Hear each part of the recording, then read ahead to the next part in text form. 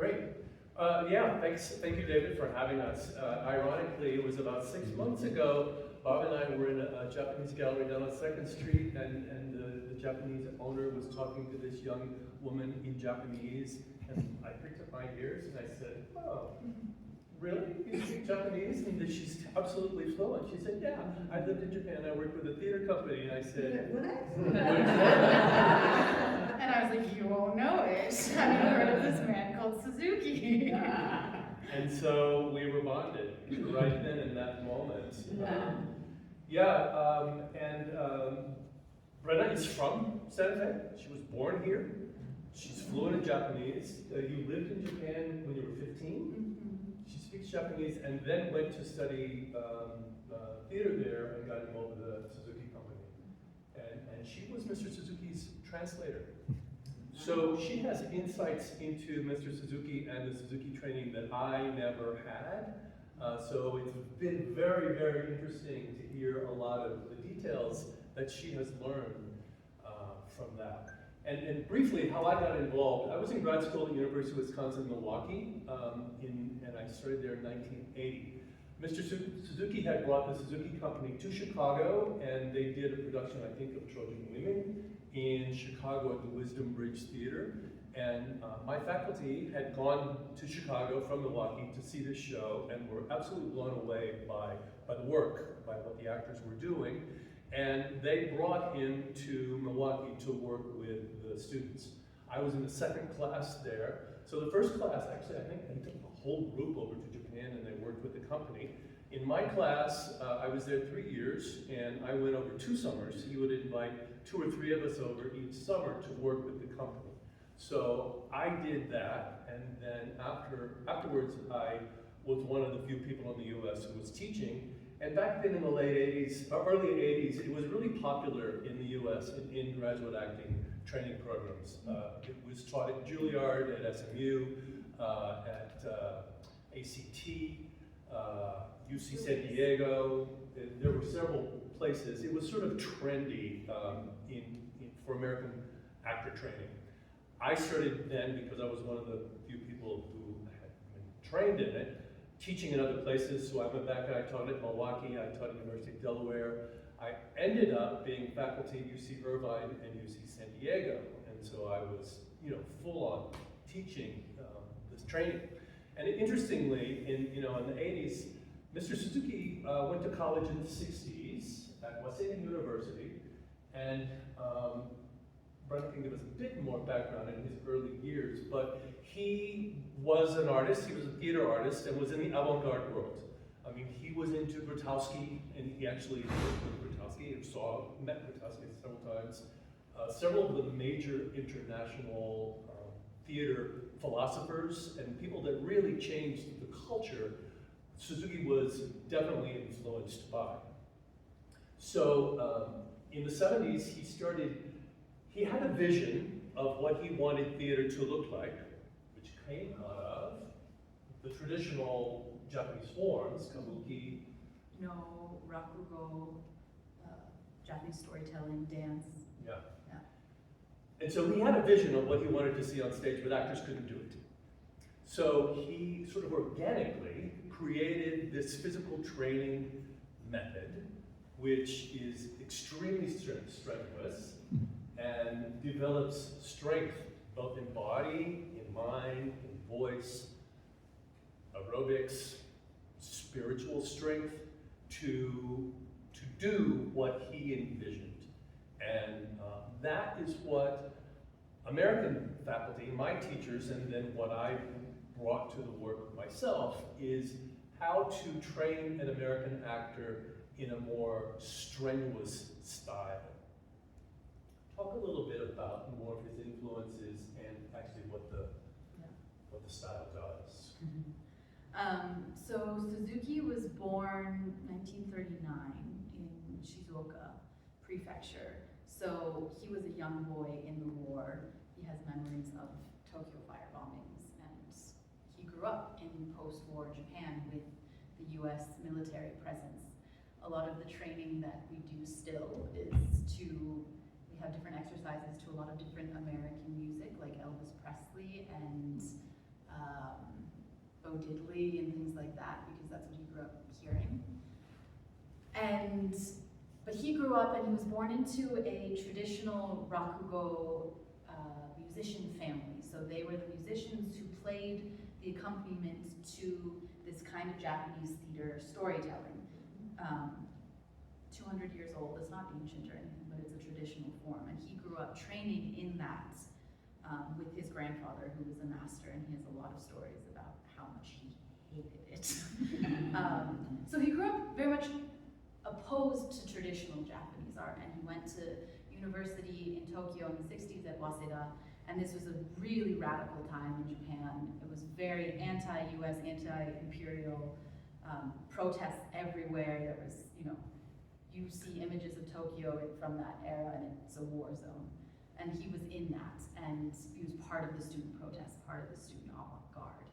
And he came up in that theater world. And he talks about how he wasn't necessarily interested in theater, but he's interested in people and humans and why they are the way they are. And so he got more interested in European philosophy, phenomenology, aesthetics. He studied a lot of European classic texts and art and things like that. So he started bringing that in, but also with his background in Japanese art and aesthetics and working with that. But as Ken was saying, it was a physical theater that he was after. He believes that theater has very high stakes, and that to perform and to act these huge stories and experiences of the human condition, it takes a certain kind of body. The 21st century, 20th century civilized human does not have the strength, does not have the flexibility, does not have the capacity to live these things and carry these emotions. He really believes in the decline of the human form with technology. And he saw that growing up in Japan as Japan modernized, and I use that word, westernized even more. It had been westernizing for 200 years, but with the defeat in the war, it really changed very fast. So he talks a lot about the loss. It was a great loss to Japanese civilization that they started using Western toilets. Because traditional toilets, you have to do this. Yeah. And Japanese, modern humans can't do that anymore. So we've lost a huge range of motion, and therefore we've lost a huge range of feeling and expression as well. So that's kind of the core of where his training was built. And over decades, he worked with these insane young, avant-garde Japanese young artists who were equally passionate, equally daring, and willing to just take these major risks and really push the envelope of what they could do or what could be asked of them. And over that time, they created this method and this aesthetic that is extremely powerful and energetically powerful. And he talks a lot about the animal body and what the animal body and animal energy. What is animal energy versus? And culture is the body. And culture is the body. This Yeah. is a tag phrase that we live culture through our bodies, and we wear our cultures in our bodies, whatever that may be. And if you're aware of that, you can actually start to train inside of that and train outside of that, and start to not try on different cultures, but just try on different postures and say, oh, what actually, I'm so used to this is how I think walking is. Walking is not just one thing.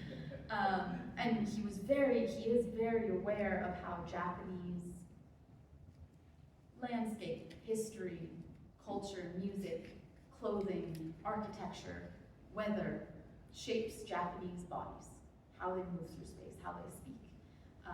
It's a very quiet culture because you're very close to each other, so there's an extreme awareness of volume, not only of voice, but of body. The traditional houses are made of wood, they're very creaky, so he talks a lot about you're sleeping in public spaces, shared rooms, you can't wake each other up, so you have to learn how to walk without making noise in these hallways. And you're wearing kimono, Japanese traditional robes that are wrapped. That makes you walk a certain way. So he started taking these things out of Japanese culture both dance and theater and day-to-day life, and distilling it into this training. Be like, let's practice that over and over, and like, why? Show some of the walks. So in the training, there's a series of 8 or 10 walks that we would do every day, and that would develop sensibilities of the body. And a lot of it was designed to divide the body in half. So the lower body is grounded and the upper body stays very calm. So a lot of the things are extraordinarily challenging to pelvis downward. You're stomping or you're squatting, and at the same time, you're keeping this upper body very still so it is relaxed and can do something completely different. And is expressive. And then the other part of that is you're, with these walks, you are both training the sensibility of your feet and your groundedness, and you're training your gravity. So it's extremely important in the Suzuki method, this sense of parallel movement with the ground. So you are moving, so your center is always parallel, it's not going up and down, your head doesn't move. And you're able to move through space from this place.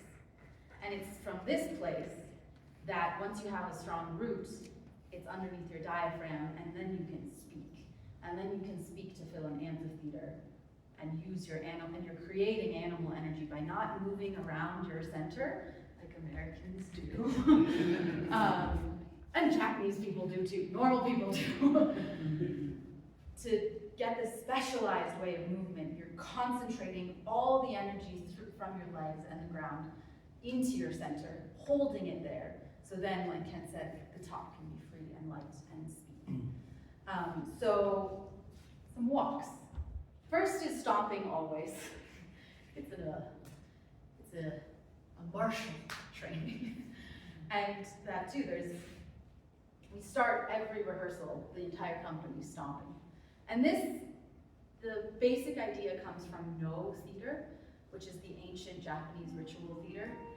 There's a lot of very slow movements, and there's a lot of percussive on the wooden stage. And that's part of the choreography, part of the dance. But what he took from that was Noh theaters are built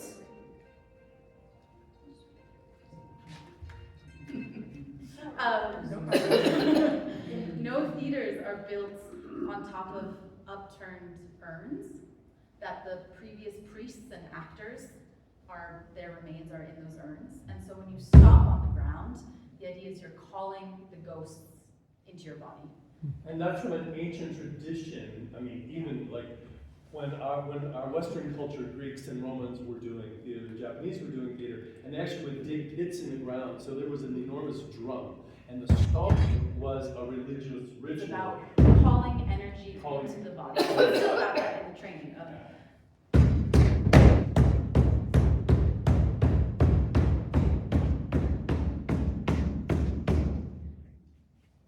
So we start by doing that for many minutes. It's about 3 minutes. 3 minutes, and if you've never tried it, to do that without moving up and down, without hurting your knees, with the sound, the percussion, it's exhausting. It's extreme cardio. It works up your body, and suddenly you're like freaking out.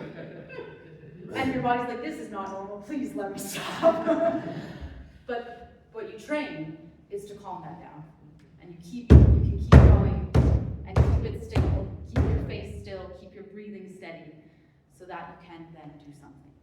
So that's the first beginning stomp, just to wake up the legs and the feet and the core. And then the different walks that we do are all ways of training different muscle structures in this part of the body. And this part of the body is very important in traditional Japanese aesthetics, and it's called mata, and dance and martial arts. So this is one walk. And this one is actually pragmatic in the Japanese culture, because if you're wearing a kimono, and a geisha will use that to push the fabric away as she walks, so that it's a very practical aspect in Japanese culture. Yeah. Tsuyashi. This is also a geisha move, and also kabuki. Yeah. Has to be totally smooth, totally. You see a lot of this in traditional theaters in other cultures as well, where people just seem to float across the floor. Yeah. This is to train the outside of the legs.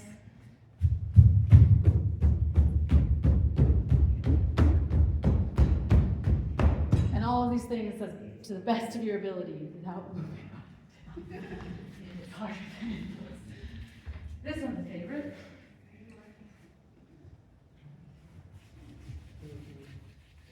Wow.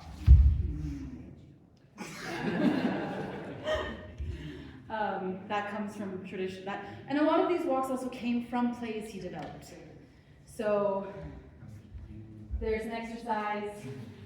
We start here, and then someone hits a very loud stick on the floor.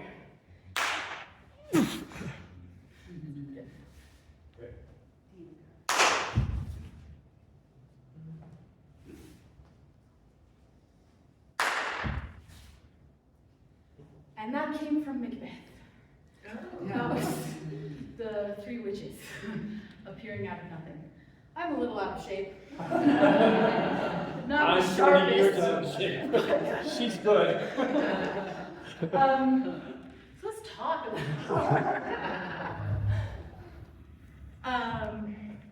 So his theater, he truly is a genius. I believe he's a genius. You would agree that he had this vision, and he took his traditional culture from a traditional culture, moving through the avant-garde, and was able to create something from the old style but new style. And so his company at that time, and it's very interesting that Brenna and I met, because I was sort of at the beginning of his time in the US, and she's near the end of his career. He's 86 years old now, and 87. So, you know, there's been a great distance between my time and Brenna's time, but we kind of bookend this philosophy. But his theater, I saw some things in his plays that were just breathtaking, utterly breathtaking, what the actors could achieve in their strength, their power. There was a moment in Trojan Women when Shiraishi, who was the diva, the star, when I was there, and she was an internationally famous actress. I mean, they traveled around the world, and everywhere they went, people would just be aghast at what this woman could do. And you know, he said one time that Americans act with their face, and his training is about training the body, so the whole body acts. And he said, you can act with your feet. And I saw her one time, you know, do a gesture with her foot that was breathtaking, that meant so much. How do you, and they always wore white tabi like this.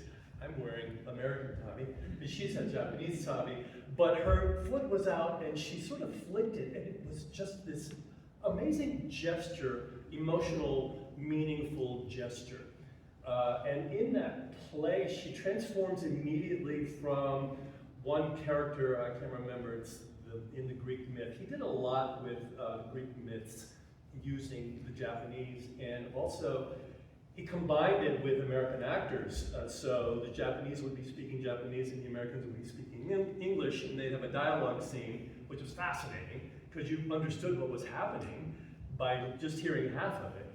But she transformed, Shirishi once did this transformation that was just utterly astounding. And she was in a kimono, and I don't know what they did or how it was rigged, but she just sort of did this little move, and the thing fell off of her, and she was in a completely different costume, sort of inside out, and she became a goddess. So she went from a human being to a goddess with this costume change. And not only did the costume change it, but her being changed, and how that center, that training of center shifted. When I was more proficient at this, when I was in Japan, I actually got to where I could find emotion in my body. The body was strong enough and trained enough, and I was sensitive enough from having done all these bizarre moves and torturing my body enough that I could tense my thigh and have either a rage or a sadness, you know, was really, really interesting how the genius of his training applied to acting. And on that note, the way his whole philosophy is built is that it is the body first always. It is diametrically opposed to Western psychological theater that says you have to know the character first. I mean, you have to study your parts and your characters, absolutely, with the Suzuki method, but it was this quality of if you have the body first, and you put the right words in that body, the character is there. You don't make anything. And especially using these texts like Shakespeare or Greek tragedies or very incredible Japanese plays, he's very passionate about putting a certain quality of language on a well-trained body, and the kind of magic that happens in that of like, you store that text in your thigh. And we were just talking about like when you train words into the training in order to perform, you will never forget those words your entire life, even if you want to. They will haunt you. Yeah. You want to do a little vocal one? Oh. What? Like rising up with text, or statues with text, or statues with text? Okay. So this is part of his aesthetic, and the Japanese aesthetic that he's working with is stillness, and finding that. So this is an exercise called sitting statues, and so all her power is going to come from her center. When she hears the sound, she explodes into a shape and has to hold it. And then I'm going to say, speak. Let's do 3 statues and then speak. 3 statues and speak? Okay. And it's not an intellectual or a planning or a thinking attitude, it just comes organically. So she'll just react. Okay.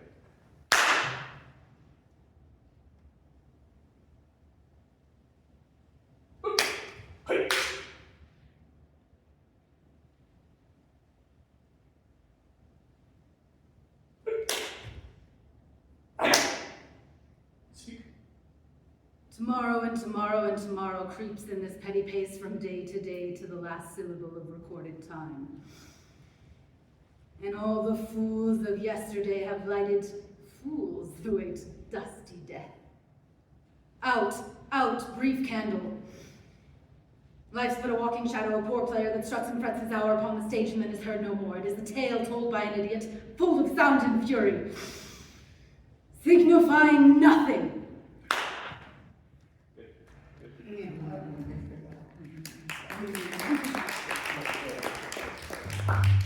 Yeah, we did those with Japanese texts. I used to use Gankei 500 steeds in my classes. It was great to see guys doing that.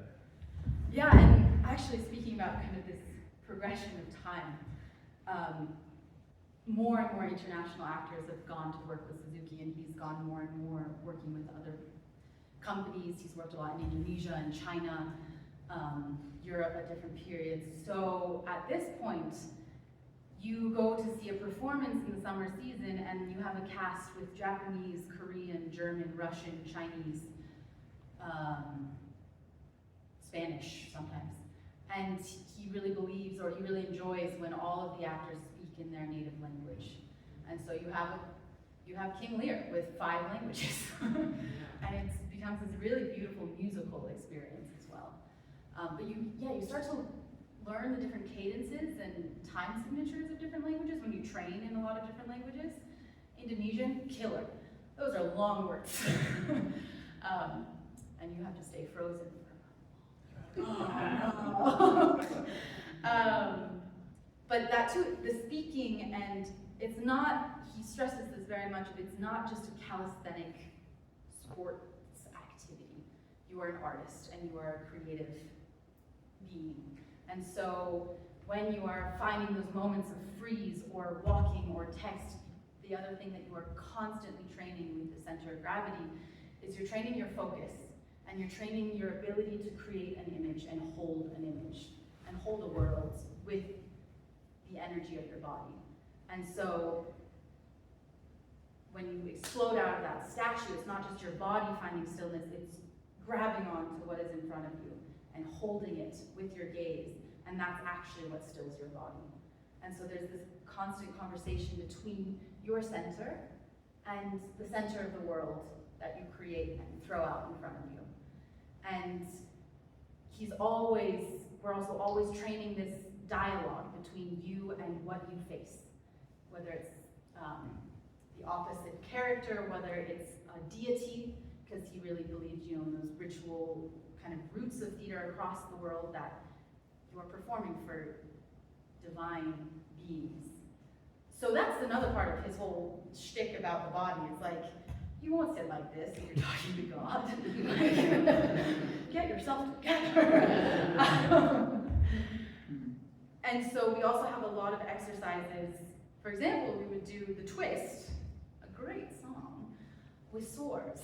And so you are cutting these opponents and you're fighting them, and he loved Yakuza films as well, so there's a lot that comes from that. But it's not just a play fight, it's what is it to face another person and cut them down? The timing in that, you have to be faster than your opponent, and you have to find stillness faster than your opponent. And he could see through it. One of his favorite notes is you're a liar. You're being a liar. So true image, to really know your image and have it and have your focus, the body can't lie. Yeah, the bodies of his actors are truly like elite athletes. I mean, they are trained so intensely and so long, and some of the actors that are with the company today were there when I was there 35 years ago. They lived their whole life, and they are truly elite athletes, what they're able to do. And it is like Brenna said, it is a physical training, but it's also very spiritual. It's very spiritual. There's an exercise, the battles, where two actors face off with each other, and you're speaking text in unison, facing someone, but it is truly a battle. It is a battle to the death, and that experience of facing another actor and looking at them and knowing, I'm going to kill you now, is a very intense experience. And a lot of American actors, when they first start that, don't like it. It's a very unpleasant thing, but to be an actor, to experience the great range of all the emotions that we are, you need to be able to do that. You need to be facile in that.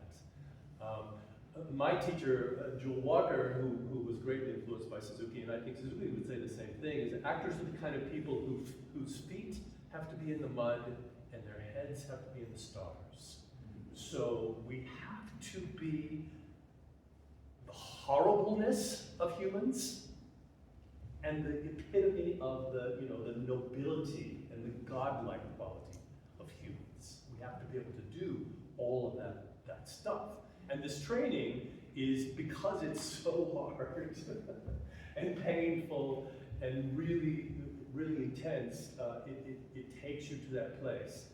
And at the same time, there's incredible amounts of beauty in his theater. The theater in Toga is a converted farmhouse that has a thatched roof. It's really dark. And the backstage area, there's like a little canal that goes around the back of the theater, and there's fish in it. He also has fish outside his home. And I used to see him, he would sit there at this window, and he would just be watching these fish, and he'd say, Suzuki, what are you doing watching those fish? He said, I'm getting ideas. The way a fish moves, and he would study that. And to be backstage, you're sweating your butt off, and you're hurt. How much longer is he going to yell at me? And you see these fish, and there's something bizarrely Japanese about it. The Japanese mind is very difficult to interpret because there's so much unsaid. And I think Brenna had a bit more of an experience of what's behind all of that. For me, in those days, it was mostly just sort of watch and try to do what they're doing and see what it feels like inside, and then you kind of discover for yourself what this might mean. Yeah, there's what Kent is speaking to, there's actually, that is traditional Japanese art pedagogy. Of you watch and you learn, and it takes time. And no one's gonna make it easier for you by giving you the answers. And there's a reason to that. You have to discover for yourself. And so even the new young members, when they come to train, they're not really taught the training. First day you're there, they put on the music to stomp in a circle, and they say, stand, go. And you're just like, what is going on? And then you take years to learn the training. And maybe a nice senior actor will come up to you after a rehearsal and like, that was really not good. Here, try this little thing. But there's no lessons, and it's actually a Japanese concept of watch and learn. And it's, for especially Western artists, can be really frustrating, really seems like a waste of time, of like, wouldn't it just be better if you told us what to do and then we could try it? But there's a quality, especially because of the physicality of this training, that you can't teach this actually. You have to find for yourself what it means to feel your feet. You can't describe that. You can't. You really can't describe it in words. Each person's individual experience is actually, I remember it clicked in my brain one time when these actresses were trying to show me this choreography that I was failing at, and I really injured myself. Brenna, just do that.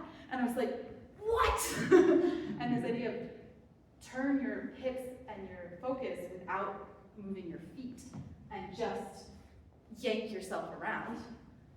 I really messed up my knee. It felt like that.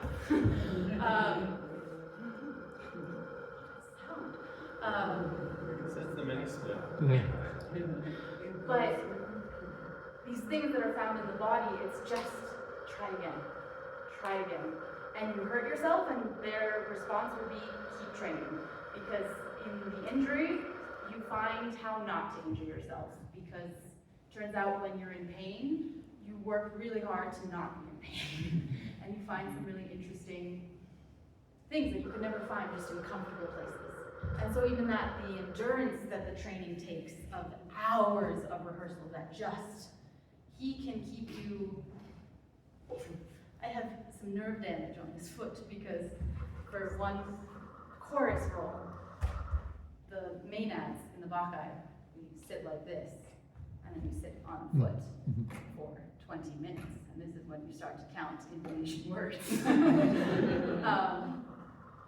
And so the mental focus and breath control, you need to start to figure out for yourself, not just because it's artistic and pretty, but like there's no way to survive otherwise.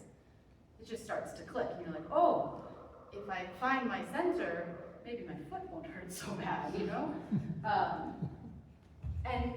And then the environment that Toga and the Suzuki company of Toga is in. Toga is this little village in the mountains, kind of the Alps of Japan. It's very rural in the west, northwest. And he moved his company from Tokyo in the 60s, late 60s, to Toga because he bought this really cheap farmhouse. But also it was a kind of a political statement of he wanted to make art totally freely. In the city, there's time constraints, there's money constraints, there's no space. And so he's like, we're going to the country. And so this troop of Japanese hippies show up in the mountains, and they sent actually government officials to keep an eye on them for a while because they thought it was like a communist guerrilla training camp. And then they realized they were just a bunch of really intense actors, and they let them be. And he's been there for the last 50 years and has built it up over the decades. So I don't think you were there when the amphitheater was there. Oh yeah. Oh, it was there. Yeah, well, yeah. the crown jewel of Toga is this beautiful stone outdoor amphitheater, and the stage is on the lake and goes out like this, and the hanamichi, or the bridges that go into the dressing rooms, go out across the stage, or the lake, I mean, and then there's a beautiful mountain in the background that is very well lit. Suzuki is a genius at lighting. And this is the place where every summer they put on Suzuki's major work that he wrote, Greetings from the Edge of the Earth, that they've been performing every year for the last 30 years. And the whole village comes. At this point, people from all over Japan come. There's 800 people in an amphitheater that fits 500. You're just stuffed in. And it's a Roman amphitheater. It's a perfect half circle it's and built. beautiful. It's a Roman amphitheater. And this play starts out with passage from Macbeth, this old man, samurai, and then pretty like 5 minutes in, fireworks! So the whole piece is designed and choreographed with these incredible fireworks. Never seen fireworks. And then at the very end of the play, the actors, we wheel on these massive barrels of sake and break them open on the stage. The whole audience comes down and you get a drink and you get to talk. And he's done that for 30 years. Then COVID hit, we couldn't have sake, so he decided to grow pumpkins. We grew some pumpkins and gave everyone a pumpkin. So it's a magical place in the world that's one of the reasons he also went to the countryside, is he believes, he's like, people should come to the theater and stay. This idea of you go into a playhouse, you watch a play with strangers for an hour, you leave, everyone goes on the train, gets in their cars, goes home, doesn't do anything to society. Like, you need the audience needs to talk to each other. They've been through something, to actually come all the way to those mountains and see a show, and then see fireworks and have a drink. That's a completely different kind of theater experience that we don't get in a lot of modern society.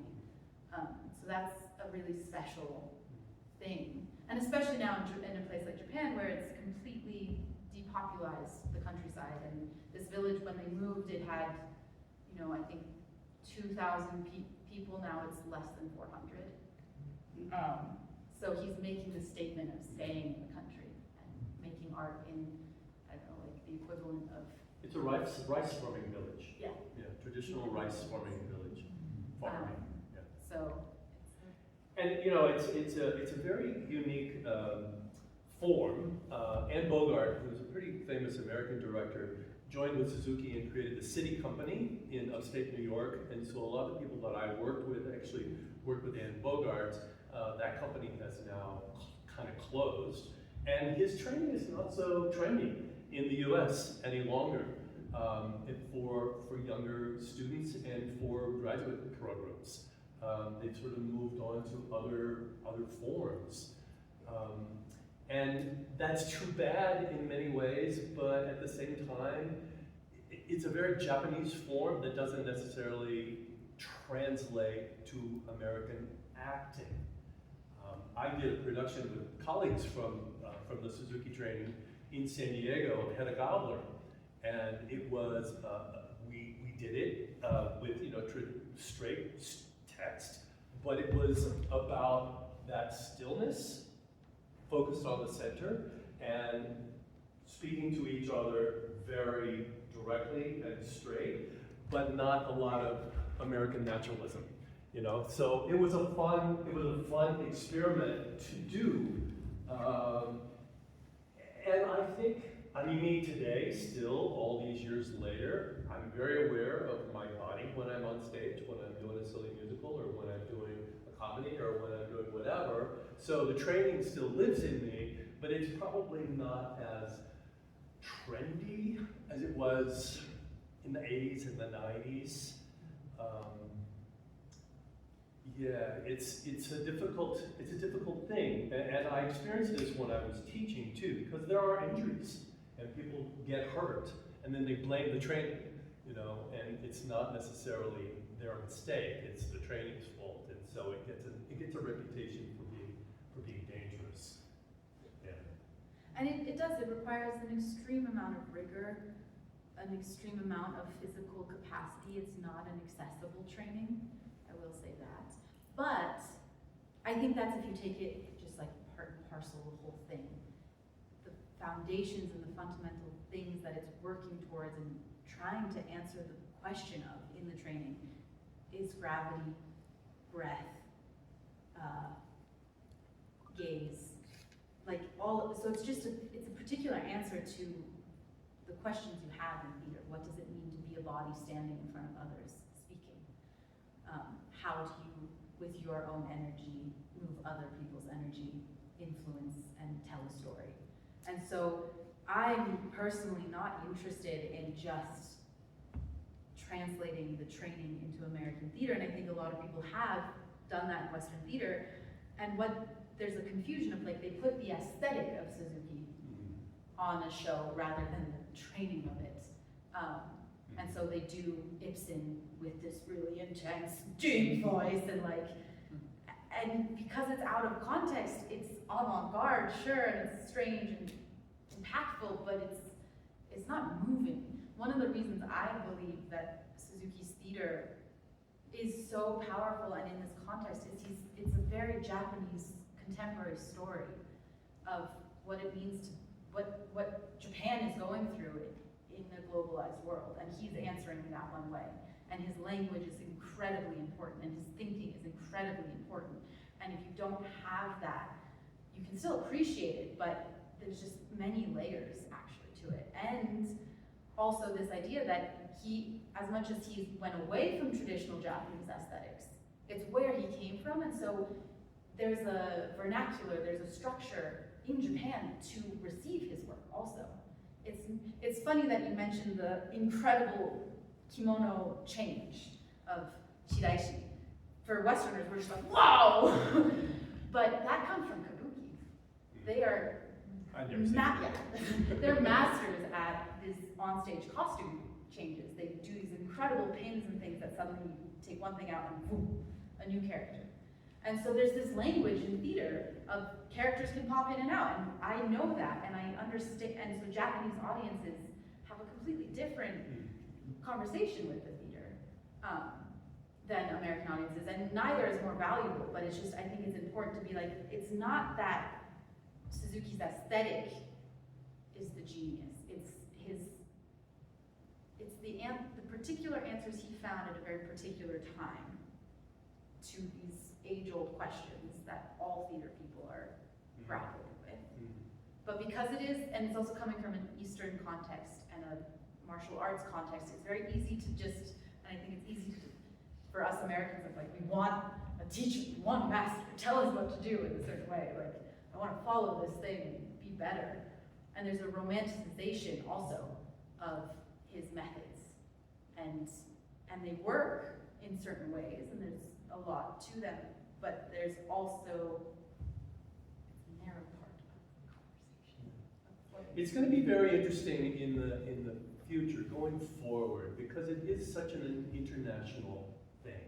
I mean, it's very, very Japanese, and yet, as you say, other people from other countries have come, and he teaches in other countries. Yeah. He takes the training out, and it'll be very interesting, especially in this world we live in this global one world that we live in, to see where he goes, or where the training goes after him, you know?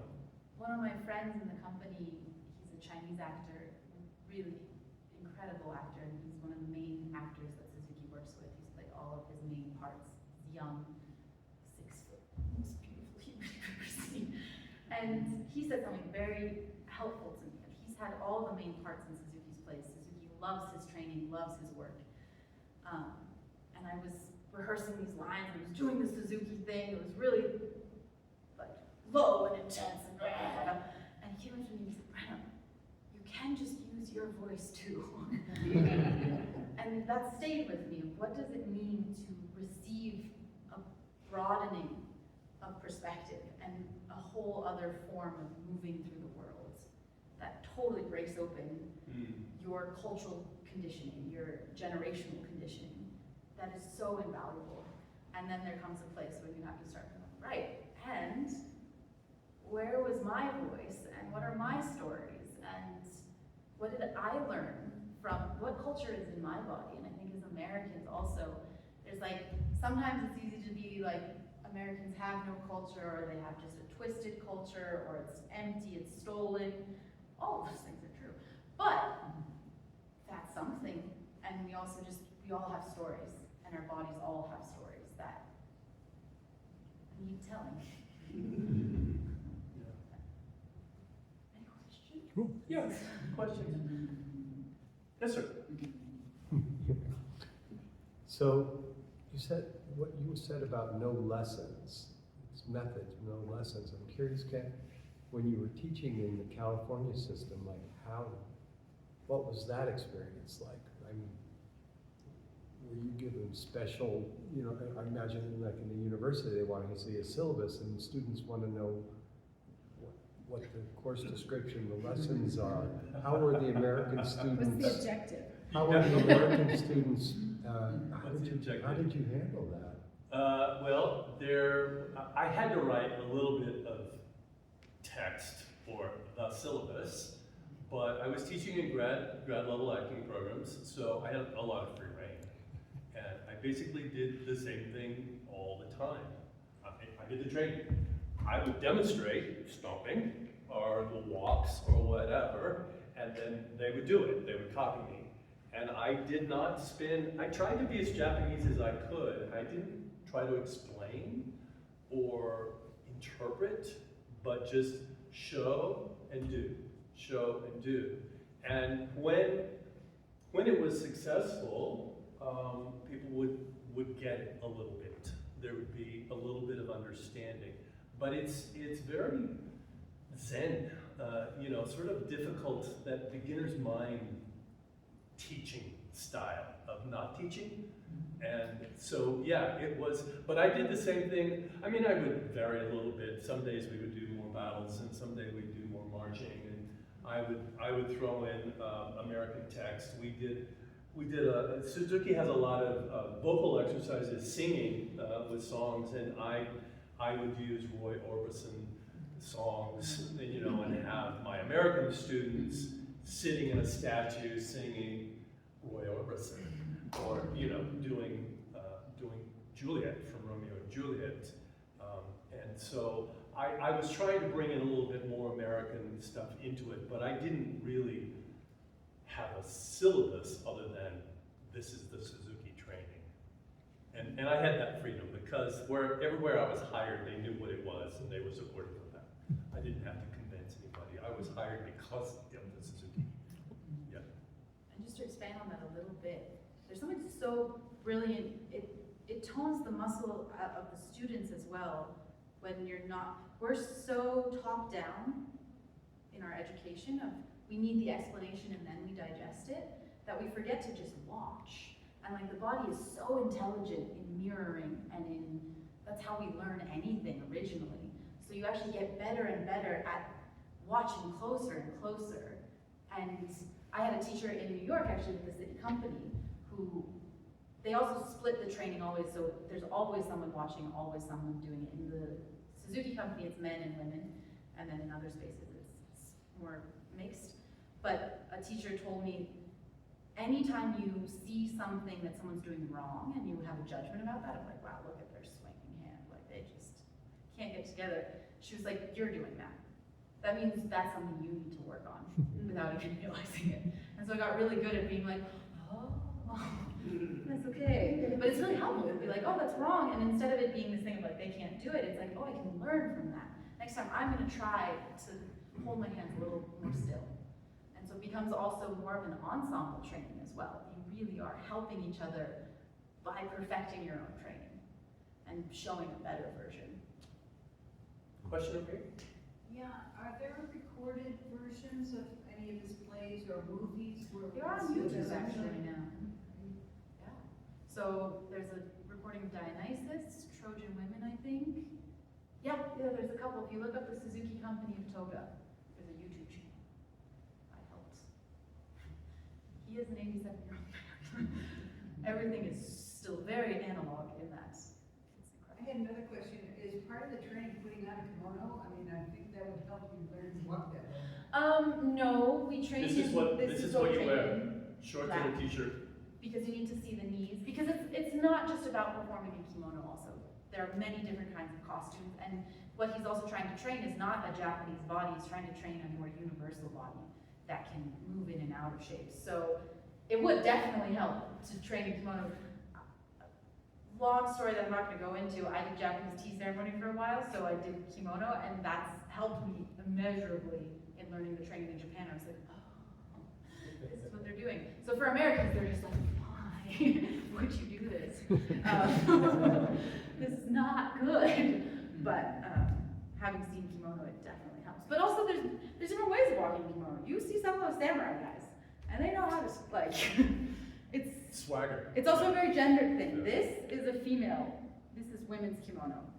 You cannot move very fast or far. Men's kimono are really loose and open, and like Japanese women in kimono, you have to sit like this. You can't sit any other way. Men can sit like this. So, you know, every culture, layers.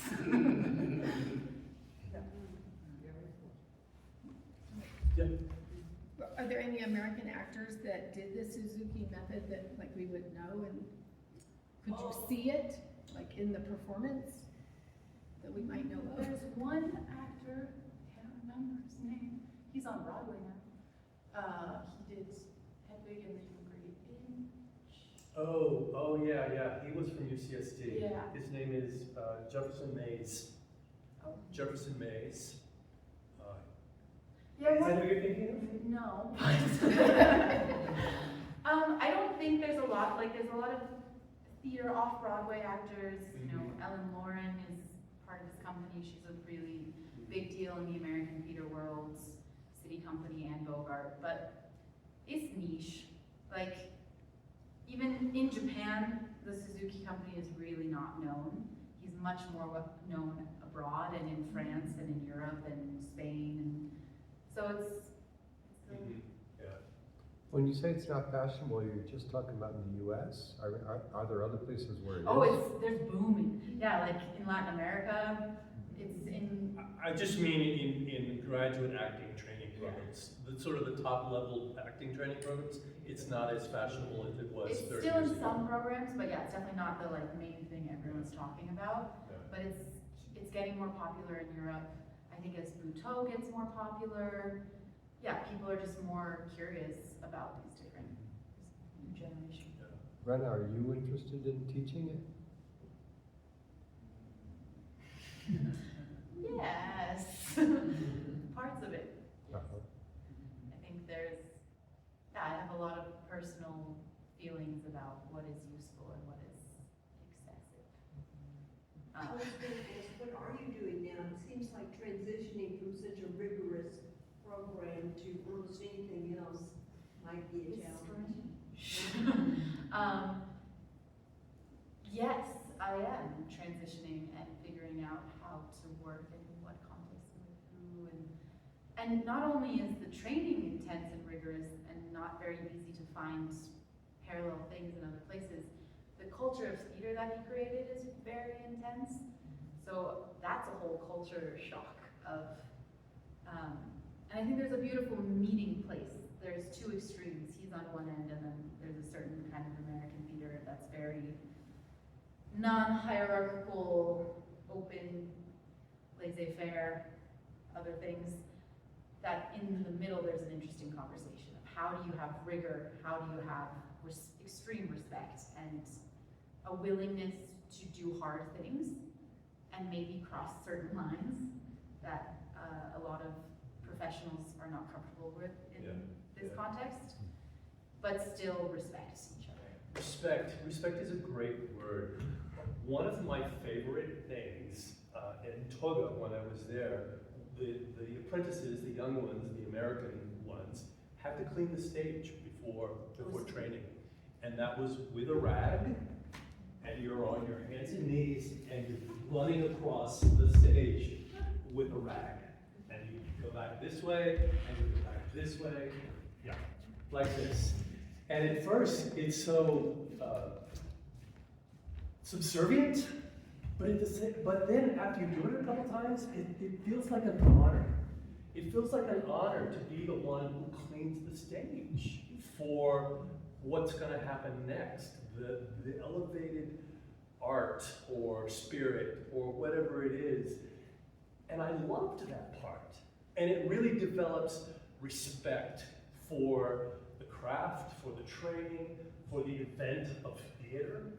And trying to get American students to clean the floor, to get a broom, a push broom, and go back through the classroom we had these big, you know, basic dance studios with a floor like this. Ooh, I didn't want to do that. You know, that was for the janitor. And I tried to easily sort of lead that, but And this understanding that you're doing it now, your seniors had to do it before you, everyone has wiped the floor. And that's part of the training too. If you can't run across the floor like that, you can't do the training. And respect for time and age of maybe the actor who's been doing this for 60 years does know something more than you do, little 20-year-olds. And so it can go to another extreme of, you know, just this rigidity and abusing that dynamic, for sure. And a lot of the like energy and the enthusiasm and the difference in the youth can get overlooked and I think underused. But there is you learn a certain quality of like, maybe I don't know everything. Maybe I have to humble myself. And I'm angry that he's yelling at me, but maybe he has a good point, and he's actually telling me something very true that I can't see about myself, and it will make me a better performer. You know, and it's that hesitance also with like American training, I think, of not wanting to do the hard thing, like stepping back right before it gets really actually challenging. So like what I was talking about with, you know, sitting on the floor for 20 minutes, that was for showtime, but in rehearsal, sometimes it would get stopped. He would go on a tangent of something, and you would sit there for 2 hours. And that sucked, arguably, but then when the show came and 20 minutes happened, you're like, guys, you know? And the, like, the sense of accomplishment is very different than just, look at me, I'm so interesting and entertaining. It's, wow. At the beginning of the summer, I could sit like that for 2 minutes, and I was like, this is impossible. Get me home. And then at the end of the summer, it still wasn't fun, but I could do that, and I could perform this thing, and I could speak this ancient Greek text in Japanese. And that's a weird feeling, but worth it. yeah. Yes? Either at Toga or elsewhere in the world, are there people who are really gung-ho, maybe like heirs apparent, or is that hard to think about? There are very gung-ho people. There are many fans of Suzuki and followers. His legacy is intact. Will be passed along. As far as who will inherit it, that is a very good question, and it's on a lot of people's minds, because it's become quite an institution. It is no longer the small avant-garde hippie theater. The government really supports it. Tokyo really supports it. He has a lot of patronage from Japanese, Chinese. There are stakes in this company. So, yeah. And I believe it will evolve as well. It has to. You know, I mean, every Stanislavski has evolved, Lee Meisner has evolved. All the great theater philosophers, you know, they're leaders, they're gurus, and then they go away, and then it evolves into another thing. So it'll be very interesting to see how it does evolve over your lifetime. Yeah. I think it'd be very interesting to see the two of you do a Western play with your training and be part of that evolution. It would be. It would be. Side projects? Anybody has a play for an old guy and a young girl? Who can talk really loud and fast? And squat. Any more questions? Thank you so much.